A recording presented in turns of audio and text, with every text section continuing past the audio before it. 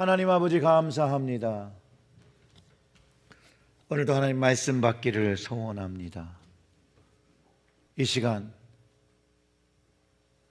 하나님의 말씀을 주셔서 우리의 영이 반응하며 우리의 몸이 반응하며 우리의 삶에서 하나님의 말씀을 순종하며 살아갈 수 있도록, 또한 말씀의 능력을 얻어 영원히 선 그 하나님의 말씀, 그 진리의 말씀을 마음에 품고 오늘 주님께서 나에게 하시는 말씀을 담아 우리의 각자의 삶에서 하나님 기뻐하시는 모습을 가지고 살아갈 수 있도록, 주님을 향한 그 사랑의 갈망을 가지고 살아갈 수 있도록 이 시간 성령을 허락하시고 그 성령이 깨닫게 해주시는 은혜를 누리며 하나님을 더욱더 깊이 아는 시간 될 수 있도록 성령님께서 주장하여 주시옵소서. 이 모든 말씀 우리 구주 예수님의 이름으로 기도드렸습니다. 아멘. 아멘. 오늘 우리가 읽은 마가복음 13장 1절과 2절의 말씀은 예수님께서 예루살렘 성전의 멸망을 예언하시는 말씀입니다. 예수님께서요, 제자들이 막 웅장하고 아름다운 그 성전의 건물들을 보고 감탄하고 감동할 때에 예수님은 이 모든 것이 무너뜨려지게 될 것이라고 말씀하셨더라는 거예요. 이 예수님의 말씀이 제자들과 또 현대를 살아가는 우리에게 오늘 어떤 의미를 가르쳐주고 있는지 그분을 좀 생각해 보려고 합니다. 예수님께서 말씀하셨습니다. 돌 하나도 돌 위에 있지 않고 다 무너뜨려지리라. 이것은 분명히 지금 이렇게 잘 지어진 성전이 파괴될 것임을 분명히 가르쳐주고 있습니다. 그런데 그 당시에요, 그 제자들뿐만 아니라 그 유대인들이 좋아하고 자부심을 가지고 말하고 있는데도 불구하고 예수님이 마치 초를 치듯이 그 자랑하고 좋아하고 있는 거 다 무너진다 라고 말씀하시면서 가르쳐 주신다는 거예요. 무엇인가를 가르쳐 주고 계시다는 거예요. 저는 주님께서 하시고자 하는 말씀이 무엇인지 알려달라고 기도하며 말씀을 준비할 때 명확한 것은 유대인들과 제자들에게 이 성전은 아름다운 것이며 그들이 세웠던 업적이기에 자부심을 가지며 자랑하는 것이라고 알려주셨어요. 맞습니다. 당시 예루살렘의 그 성전은 유대인들에게 그냥 단순한 건물이 아니죠. 그들의 역사, 그들의 신앙, 그들의 자부심의 상징이었습니다. 바벨론 포로에서 돌아와서 수룹바벨이 지은 그 성전이 아니라 그 이후에 그 성전을 지은 이후에 헤롯 대왕이 유대인들의 환심을 사기 위해서 더 아름답고 크게 확장 공사한 거, 무려 이 공사는 84년 동안, 요한복음 2장 20절에 이런 말씀이 있습니다. 유대인들이 이르되 이 성전을 46년 동안 지었거늘 내가 3일 동안에 일으키겠느냐 하더라 라는 구절이 있는데요, 즉 헤롯이 성전 건축을 시작하고 예수님 당시까지 46년이 걸렸다는 거예요. 그리고 헤롯 대왕이 죽고 예수님이 죽은 이후에도 38년 동안 더 짓게 되었다는 것을 알 수 있는 것이죠. 역사적으로 보면요, 약 AD 64년 정도에 이것이 완공되었다라고 하는 것이 학계의 일반적인 정설입니다. 그런데 이것이 예수님의 예언대로 AD 70년 완공한 후에 70년에 로마군에 의해서 완전히 파괴되어집니다. 그리고 이 이후로 유대인들은 전 세계로 흩어져 나가는 디아스포라를 형성하며 이제 나라 없는 생존을 하기 시작한 것이죠. 근데 성경이 분명히 가르쳐 주는 것은 하나님 외에 다른 신을 세우지 말라고 하셨습니다. 유대인들이 하나님을 섬기고 사랑하며 자랑스럽게 여기는 것보다는 눈에 현재 보이는 그 큰 건물들, 그 업적을 자부하며 말할 때 예수님께서 이렇게 말씀하신 거예요. 예수께서 이르시되 내가 이 큰 건물들을 보느냐, 돌 하나도 돌 위에 남지 않고 다 무너뜨려지리라 하시니라 라고 말씀으로 가르쳐 주셨다라는 거예요. 분명한 것은 하나님을 위하여 세우지 않은 것, 자신이 세운 것들을 자랑하고 그것이 하나님보다 먼저 되어질 때 그것은 무너지는 것이라는 거예요. 하나님보다 먼저 더 자랑하는 것이 무너지는 것이다. 오늘날 우리에게도요, 이 성전같이 아름답고 자랑스럽게 생각하는 자신들만의 가진 것들이 있다는 것이에요. 그게 어떻게 보면 물질적인 풍요가 될 수도 있고, 사회적인 지위가 될 수도 있고, 학벌이 될 수도 있고, 또 나의 재능이 될 수도 있고, 내가 이룬 업적이 될 수도 있다는 거예요. 근데 동일한 문제는 뭐냐? 하나님보다 이런 것들을 더 우선하고 먼저 하며 자랑하고 자부심을 가질 때가 문제라는 것이죠. 얼마나 많은 사람들이 이 땅에 살면서 남을 만한 업적을 세우려고 노력하는지 여러분 아십니까? 또한 얼마나 많은 사람들이 자신들이 이룬 것들을 가지고 자랑하고 자부하며 살아가고 있습니까? 단순히 자랑에 그치지 아니하고 그것을 세운 것을 우상처럼 받들며 살고 있기도 합니다. 여러분, 기드온이 누군지 아십니까? 기드온, 사사기에 등장하는 5번째 사사입니다. 아주 가난한 집의 아들이었어요. 근데 하나님의 부르심을 받고 300명의 용사를 이끄는 장군이 돼서 미디안 대군을 물리친 것, 너무나도 잘 아는 이야기입니다. 근데 이렇게 하나님을 위하여 싸웠던, 이스라엘을 위해서 싸웠던, 사사가 되어서 싸웠던 이 기드온이요, 미디안 전쟁에서 승리한 다음에 전리품으로 얻은 금을 에봇이라는 것을 만듭니다. 에봇은 원래 제사장에 입는 옷에 그 가슴에 흉배에 차는 것이었어요. 그런데 기드온이 그것을 자신의 권위를 상징하는 장식품으로 사용할 때 백성들이 에봇을 숭배하기 시작하고 그 앞에서 음란한 행위를 저지르며 기드온을 영웅시하기 시작한다는 거예요. 결국 그것이 우상 숭배로 빠지게 하는 죄가 되었습니다. 오늘날 현대에 살아가면서 우리 역시도 물질적인 풍요와 권력에 대한 욕망에 사로잡혀 살아갑니다. 돈, 명예, 권력,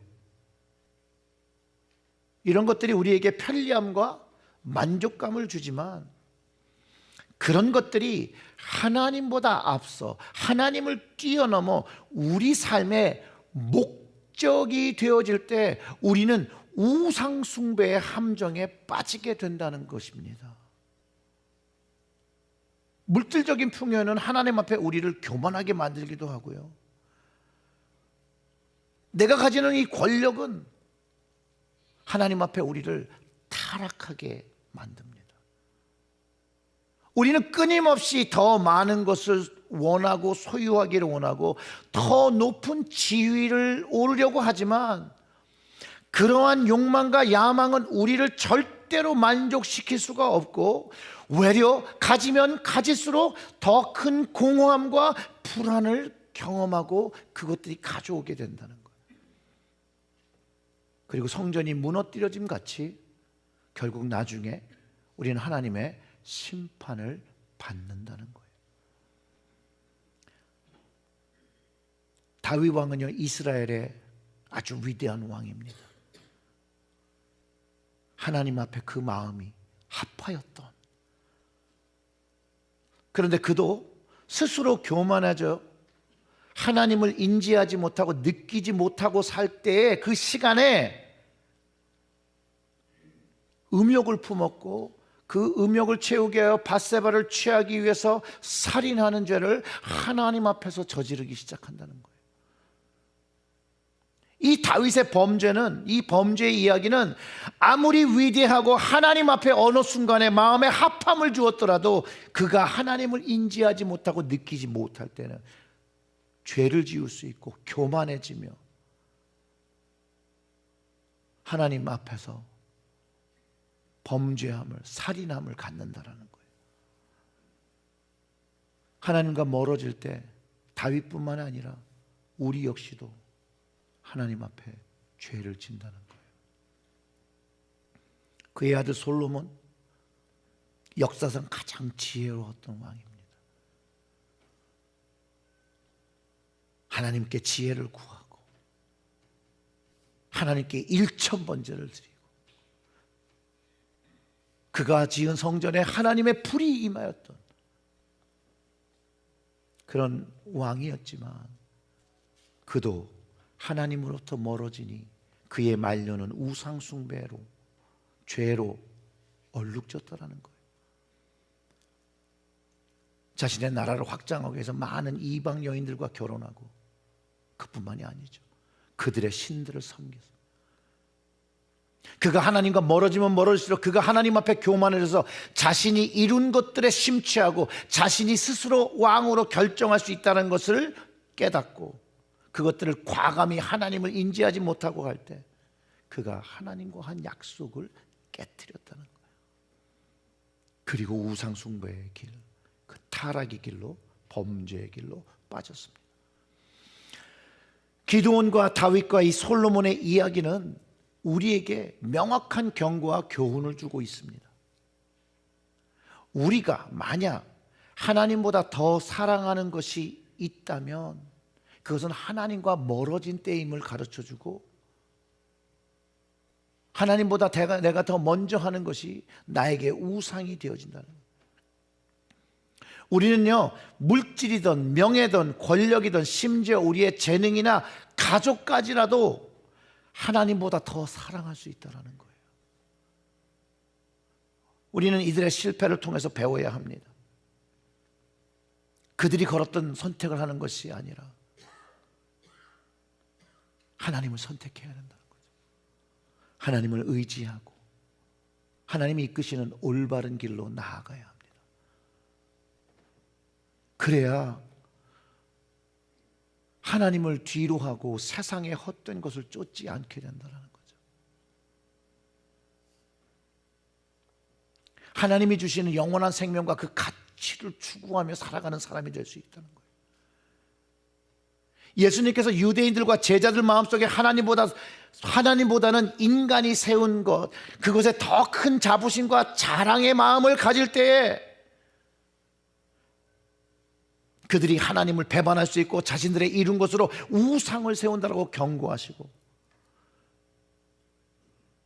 그것이 하나님을 예배하는 성전일 때도 우상된 성전이 된다면 그 돌 하나도 남기지 아니하고 무너뜨려지게 될 것이라고, 하나님과 관련이 없는 그 성전은 무너지게 되는 것이라고 선포하신 것이라는 거예요. 오늘 말씀은 분명히 인간이 스스로가 그 업적을 이뤄 우상되게 하며 자랑하게 되며 주님과 관련 없게 자기의 것으로 클레임하는 것들에 대해서, 그런 것들은 이제 모두 무너뜨려지고 다 사라지는 것이라고 말씀해 주고 계시더라는 거예요.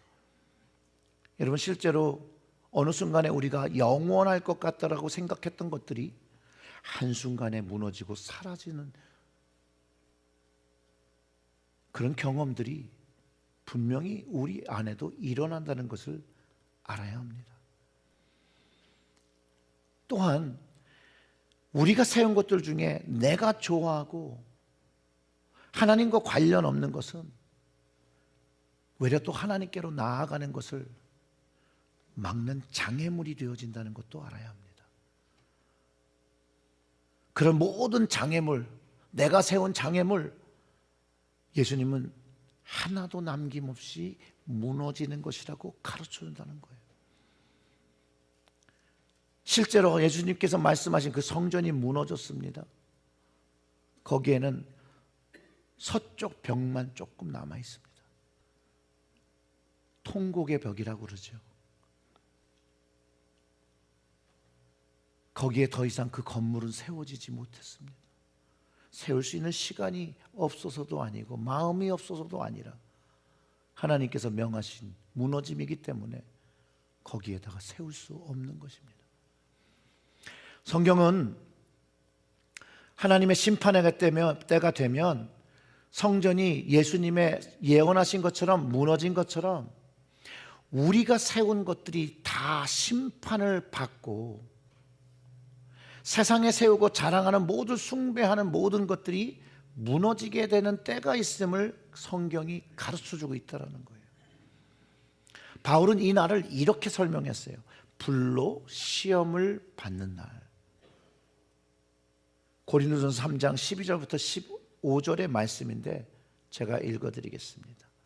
만일 누구든지 금이나 은이나 보석이나 나무나 풀이나 지프로 이 터 위에 세우면 각 사람의 공적이 나타날 터인데 그날이 공적을 밝히리니 이는 불로 나타내고 그 불이 각 사람의 공적이 어떠한 것을 시험할 것임이라. 만일 누구든지 그 위에 세운 공적이 그대로 있으면 상을 받고 누구든지 그 공적이 불타면 해를 받으리니 그러나 자신은 구원을 받되 불 가운데서 받은 것 같으리라. 바울이 말하는 공적은 일한 것, 이룬 것입니다. 그 터에 놓은 것이 불로 드러나게 된다는데 이 주님의 심판의 불이 그 터에 세운 것을 태우고 그대로 남아 있으면 상을 받게 된다라고 말하고 있고 불타 없어지면 심판을 받는 것이라고 말하는 것입니다. 즉 여기서 불타는 것과 불타지 않는 것의 차이는 바로 성전이 무너뜨려지는 것과 무너지지 않는 것의 차이를 가지고 있다는 거예요. 그 차이가 뭐냐? 하나님을 위하여 세운 공적은 무너지지 아니하고 불타지도 않지만 하나님과 관계없이 자신을 위한 세운 공적, 자기를 드러내는 공적은 성전이 무너지게 되는 것처럼 무너지게 되고 불타서 없어지게 되는 것이라고 가르쳐 준다라는 것이에요. 바로 주님께서 하나님을 위하지 않은 성전, 사람의 성취와 자부심을 위한 성전은 무너지게 될 것이라고 말씀하신 것이고 사람들이 그 성전을 우상화했을 때 그 성전은 예수님의 말씀대로 무너졌다라는 것이에요. 이 말씀은 우리에게 이것을 가르쳐 줍니다. 하나님을 믿으며 살아가며 우리는 무너지는 것을 세우고 살면 안 되고 불태워질 것을 세우며 살며 안 된다는 거예요. 반대로 하나님 앞에 우리는 무너지지 않는 것을 세우고 불타지 않는 것, 그 하나님을 위한 공적을 세워야 함을 분명하게 가르쳐 준다는 거예요. 그런데 이 불타지 않고 무너지지 않는 것을 세우는 방법은 단 한 가지 외에는 없습니다. 바로 하나님과 주님을 위하여 공적을 세우는데 이 공적을 어떻게 세우느냐? 하나님을 사랑함으로 세우는 겁니다.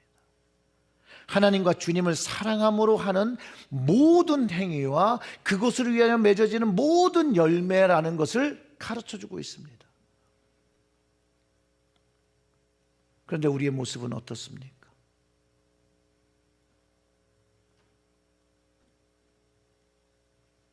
정말로 우리가 하나님을 사랑함으로 하나님을 위한 것들을 만들어가고 쌓고 살아가냐는 것이죠. 그렇지 못하다는 것이죠. 환경이 안 좋아요. 환경이. 세상은 죄로 가득하거든요. 우리는 끊임없이 유혹과 시험에 노출되거든요. 그런데 이 시험과 유혹에 노출되어 죄에 대해 노출되어 산다는 건 이런 것과 같아요. 여러분 진흙탕에서 생활을 하면 진흙이 묻는 것이 너무나도 당연한 것처럼 세상에 들면 죄에 물드는 것은 너무나도 자연스러운 현상입니다. 근데 단 여기가 달라요.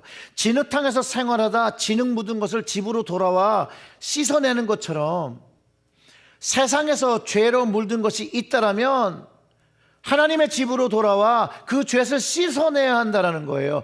죄의 진흙을 묻은 것들을 씻어내야 한다는 것이죠.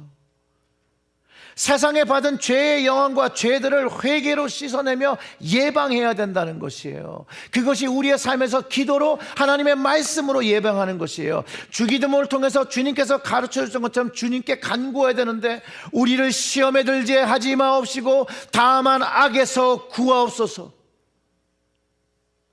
그런 기도로 우리의 죄를 씻어내야 하는 것이죠. 겸손의 기도와 그 간청만이 주님의 은혜와 용서를 경험하거든요. 우리가 이 세상에서 시험 들지 않으며 우리를 악에서 구하실 수 있는 분이 오직 하나님밖에 없다라는 거예요. 그래서 이 하나님을 붙잡으며 그 하나님을 붙잡을 때 그분으로부터 오는 사랑, 그분의 사랑으로 변화해야 하는 것이에요. 그분의 사랑 외에는 없어요. 왜냐하면 우리는 우리 자신의 힘으로 죄를 절대로 이길 수 없어요. 오직 하나님의 사랑과 은혜를 경험할 때만이 죄로부터 벗어날 수 있다는 거예요. 우리가 겸손한 마음으로 하나님께 도움을 구하고 성령님의 인도하심을 따라 살 때만이 우리는 죄로부터 벗어날 수 있다는 거예요. 주님의 사랑밖에 없다는 거예요. 주님의 은혜밖에 없다는 것이에요. 그것을 인정할 때, 주님만이 하실 수 있다는 걸 인정할 때 우리는 정말 진정으로 기도를 하기 시작한다는 거예요.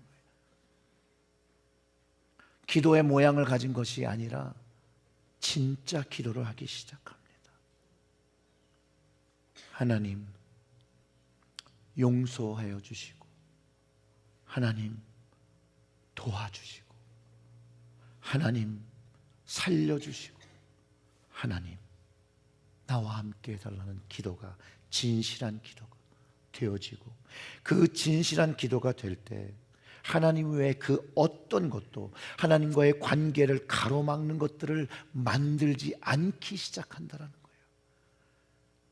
하나님을 향한 간절한 마음, 하나님 앞에 서려고, 하나님 앞에 더 나은 모습으로 서려고 하는 그 간절한 마음으로 설 때 우리는 그 하나님의 사랑을 경험하며 죄를 이기며 십자가를 지며 살아가는 삶이 되어진다는 것이에요. 이것만이 하나님과 주님께 나아가는 유일한 방법이며 주님의 사랑을 받아들이며 사는 방법, 주님을 위하여 그 공적을 쌓는 삶을 살아가게 됩니다. 우리의 노력과 우리의 공로와 우리의 공적은 아무것도 아니에요. 하나님만이 전부이심을 알아야 된다는 거예요. 그리고 그 전부이신 하나님, 나의 모든 것이 되는 하나님을 사랑하며 갈망하며 나아갈 때에 그 하나님 앞에서 하나님의 진실한 사랑을 경험하게 된다는 거예요. 우리를 사랑하시는 그 사랑을 깨닫게 된다는 것이, 그 사랑이 우리를 구원해 주는 거예요. 그 은혜가 우리를 구원해 주는 거예요. 그 은혜와 사랑이 우리를 죄로부터 벗어나기 시작하게 한다는 거예요. 사랑하는 성도 여러분, 하나님께 나아가고자 하는 간절한 마음이 있으십니까? 주님을 알고자 하고 만나고자 하는 그 마음이 있습니까? 여러분 기억하시기 바랍니다. 하나님은 그 간절한 마음을 아십니다. 우리의 심령의 그 마음을 아십니다. 여러분들은 정말 주님이 이 나의 이 깊은 마음 속에 있는 것을 아신다라고 믿으십니까? 근데 마음이 원이지만 육신이 약할 때가 너무 많지요. 마음은 원하고 또 바라지만 삶과 육신이 약하여 주님이 기뻐하지 않는 모습을 가질 때가 너무나도 많지요. 반복되는 것이 너무나도 많지요. 그러지만 그럴지라도 염치 없어도 나를 사랑하신 하나님을 또 바라봐야 된다는 거예요. 또 주님을 바라보고 도움을 구하고 주님을 붙잡아야 한다는 거예요. 그게 하나님이 원하시는 거예요.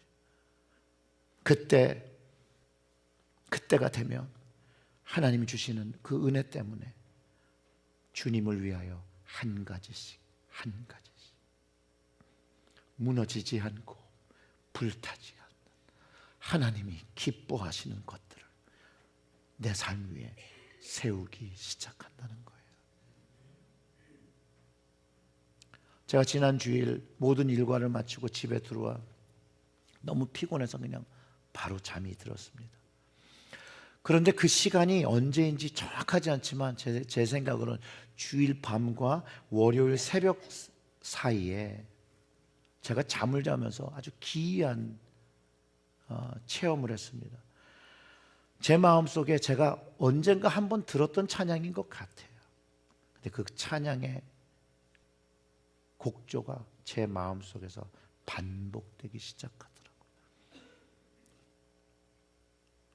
계속 반복되며 정말로 이게 영혼 육으로 찬양하는 노래가 잠을 자면서 꿈속에서 계속해서 하나님을 찬양하는데, 아침에 일어났더니 그 찬양의 노래 가사도 생각이 나지 않고 그 음율만 생각이 나는데, 제가 구글로 막 이렇게 찾아봤어요. 제가 떠오르는 가사로. 근데 안 나오는 거예요. 그렇지만 그 음율이 잠을 깨고 난 후에도 계속 그 음율이 마음속에 돌며 하나님을 사랑하고 하나님을 갈망하는 마음이 계속 드는 거예요. 아무튼 그날 이후로 계속 이 찬양을 흥얼거리다가 수요일 날 보람학교를 하고 보람학교 점심시간에 목사님들과 이렇게 앉아서 이렇게 밥을 먹다가 이 생각이 또 나서 이 찬양을 제가 거기서 그냥 흥얼거렸어요. 흥얼거렸더니 그 제목이 오늘 여러분들이 처음 찬양했던 주 내 소망은 주 더 알기 원합니다라는 그런 찬양이었습니다. 근데 이 영어 찬양의 제목은요, Changed by Your Love, 주의 사랑으로 변화된 사람이 고백한다라는 것이죠. 주님의 사랑을 경험한 사람, 주님의 사랑으로 변화되었기 때문에 이제 남은 삶의 소망이 주님을 더 알기 원하고 하나님 아버지를 더 알기 원하고 예수 그리스도를 더 알기 원함으로 가까이 나오고 하나님을 위한 삶을, 그 사랑의 공적을 세우는 삶을 살게 해달라고 하는 의미를 담고 있습니다. 맞습니다. 오늘 말씀을 통해서 주님께서 가르쳐 주시는 것, 하나님만을 먼저 하고 하나님만을 사랑하고 하나님만을 자랑하고 하나님만을 자부하고 그 하나님의 사랑을 받은 것을, 그것을 아름다운 것으로 찬양하며 찬송의 사람들이 되어야 한다라고, 그것을 가장 우선시하며 예배자의 삶으로 살아야 한다라고 가르쳐 주신다라는 거예요. 사랑하는 성도 여러분, 무너질 것에, 무너질 가치와 힘을 쓰기보다는 무너지지 아니하고 불타지 아니하는 하나님의 성전을 세우는 우리 되기를 원하고, 우리의 삶에 그 모든 것들이, 그 보배들이 하나님을 위하여 한 가지씩 한 가지씩 하나님을 위하여 세우시는 여러분들이 되어서 우리들의 삶에 하나님을 향한 찬양의 향연이요 끊이지 않도록 하나님을 찬양하는 삶이 한순간도 끊이지 않도록 영광 받으시기에 합당하신 하나님을 찬양하는 것이 한순간도 끊어지지 아니하는 그날을 기다리며 그 천상의 기쁨, 천국을 사모하는 여러분들이 되시길 주님의 이름으로 축원합니다. 기도하겠습니다. 하나님,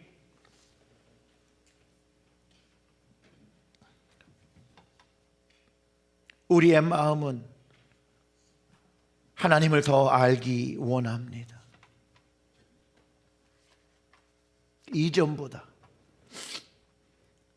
오늘이 더 하나님께 가까이 나가고 오늘보다 내일이 더 가까이 나아가기를 원합니다.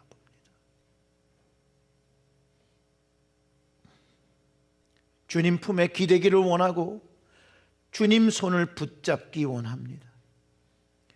우리가 손을 들어 주님의 사랑을, 주님의 손을 붙잡을 때 주님 손으로부터 주의 사랑과 은혜를 경험하며 변화시켜 주시옵소서. 하나님 주신 이 말씀을 오늘 마음에 품으며 무너지는 것이 아니라 영원한 하나님의 사랑을 경험하며 불타는 것을 좋아하고 세우는 것이 아니라 영원히 있는 그 불에도 남아 하나님께 영광 돌리는 삶을 살아갈 수 있도록 오늘도 주의 사랑과 은혜로 저희들을 변화시켜 주시옵소서. 이 모든 말씀 우리 구주 예수님의 이름으로 기도드렸습니다.